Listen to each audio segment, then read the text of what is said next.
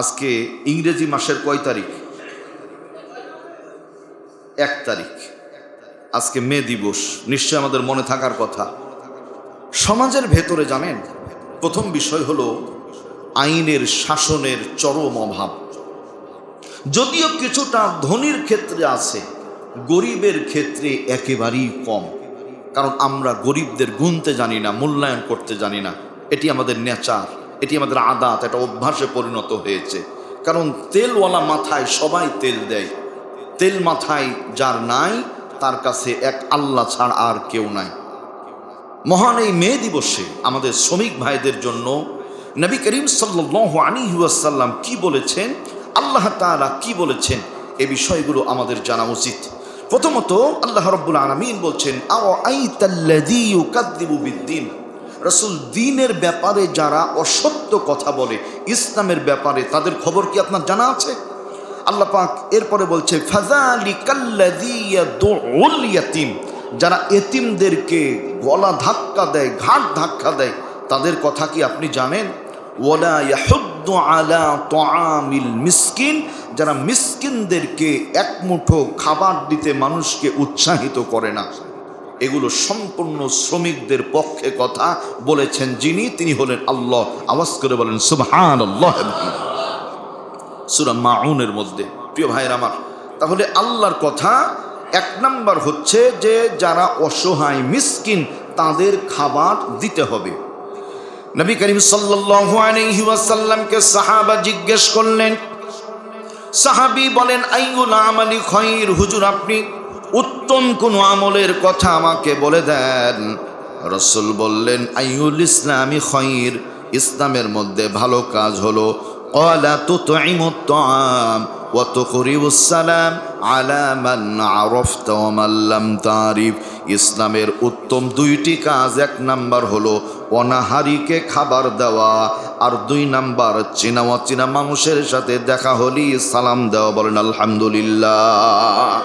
তাহলে আমরা প্রথমটা ধরি এখানে, যে অসহায় মানুষকে খাবার দেয়া।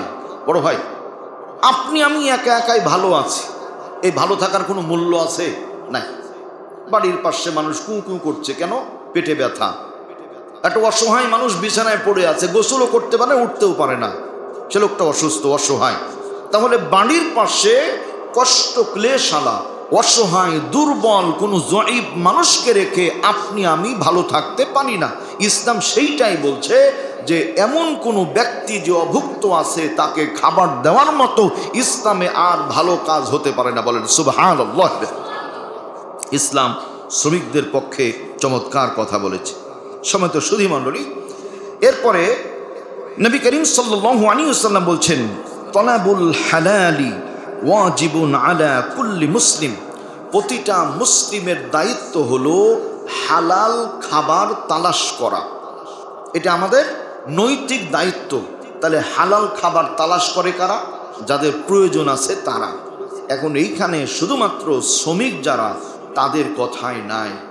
রিক্সা চালকও ইনকাম করে তার প্রয়োজনে, ভ্যান চালক ইনকাম করে তার প্রয়োজনে, ব্যবসায়ী ব্যবসা করেন তার প্রয়োজনে, প্রধানমন্ত্রী দেশ চালান তার প্রয়োজনে, আমি ইমামতি করি আমার প্রয়োজনে, ওয়াজ করি আমার প্রয়োজনে। তার মানে আমরা সকলেই শ্রমিক। ঠিক না? ঠিক বলেন। হয়তোবা পেশা কর্ম ভিন্ন ভিন্ন, কিন্তু সকলেই আমরা কাজ করি। কেউ মাঠে কাজ করে, কেউ বাজারে কাজ করে, কেউ মন্ত্রণালয়ে কাজ করে, কেউ মসজিদে, কেউ মাদ্রাসায়। দিন শেষে সকলেই আমরা শ্রমিক। সুতরাং সমাজের মধ্যে অসহায় যারা, বিশেষ করে তাদের ক্ষেত্রে কথাটা বলা হয়েছে যে অসহায় মানুষের প্রতি বিত্তবান ব্যক্তিদের নেক নজর রাখা উচিত। আল্লাহ বলছেন, ওয়াফি আমওয়ালিহিম হাক্কুল লিসাইলি ওয়াল মাহরুম। ধনী যারা, তোমাদের সম্পদে বঞ্চিতদের হক আছে। সুবহানাল্লাহ। তার মানে আমার যে 5 কোটি টাকা আছে, আমার ভাইয়ের যে 20 কোটি টাকা আছে, এই টাকাটা শুধু আমার না, অন্তরে মনে করতে হবে এর মধ্যে আমার গরিবেরও হক আছে। এই জন্য জাকাত সিস্টেম করা ইসলামে। জাকাত ভিত্তিক সমাজ ব্যবস্থা যদি চালু হয়, তাহলে এক শ্রেণীর মানুষ অনেক ধনী হবে না। ধনী যারা তারা মাপে থাকবে, আর এক শ্রেণীর মানুষ রাস্তার ভিখারি হবে না। ভিখারিগুলো তখন নিজের মাথা গোজার জন্য ঠাঁই পাবে, তারাও রিল্যাক্স মুডে আরামে বসবাস করবে।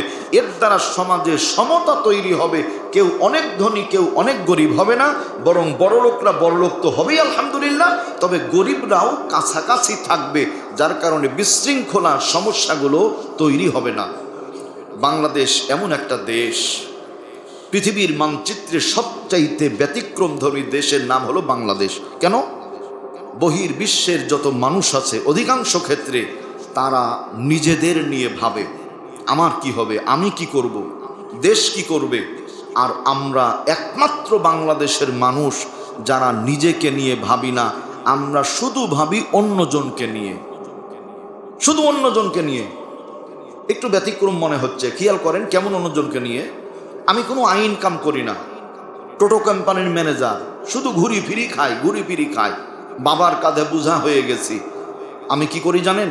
আমাকে নিয়ে ভাবি না, ভাবি আহা অমকের একজন সন্তান বিসিএস ক্যাডার হয়ে গেল, না কাজটা ঠিক করলো না। আরেকটা ছেলে সে ব্যবসা বাণিজ্য করতে করতে আলহামদুলিল্লাহ কিছু টাকা পয়সার মালিক হয়েছে, না কাজটা উচিতই হয়নি।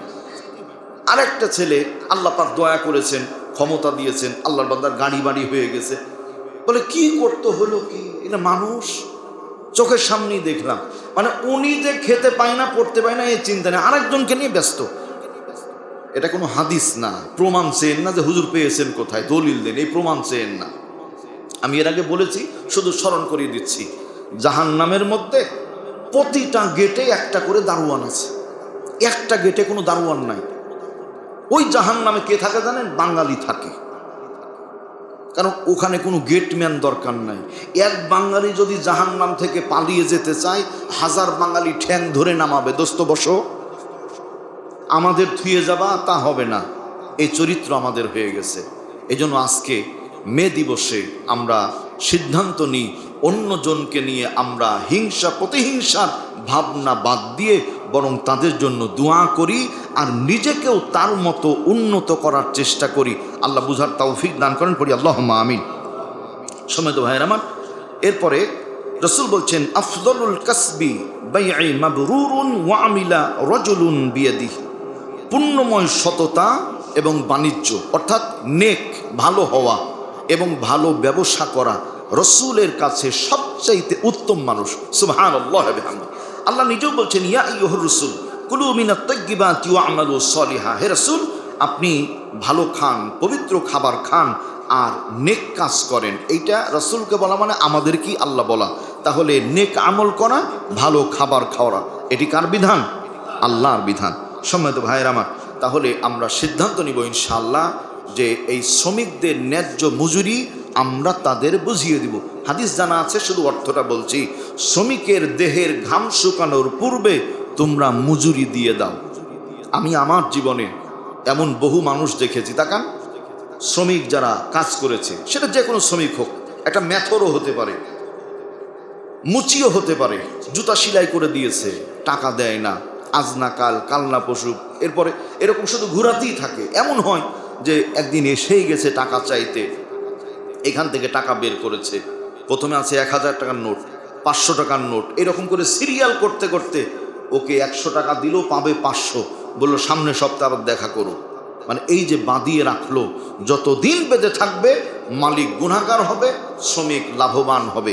এজন্য ভাই, আমরা শ্রমিকদের অনধিকার চর্চা করব না, বরং সমাজের অসহায় মানুষদের প্রতি আমাদের সৌহার্দ্য, সম্প্রীতি, ভালোবাসা, মালিক শ্রমিক ভাই ভাই, আমাদের মাঝে কোনো ভেদাভেদ নাই।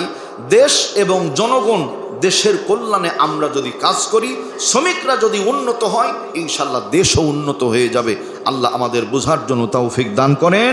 দরদি নবী, শ্রমিকদের নবী বলেছেন যে তোমরা শ্রমিকদের ঘাম শুকানোর পূর্বেই তাদের মজুরি দাও, তাদের সাথে ভালো আচরণ করো, রাফ আচরণ করো না। আল্লাহ রসুলের কথা আমাদের মেনে চলবার তৌফিক দান করুন, আমিন। ও আখির দাওয়ানা আলহামদুলিল্লাহি রাব্বিল আলামিন।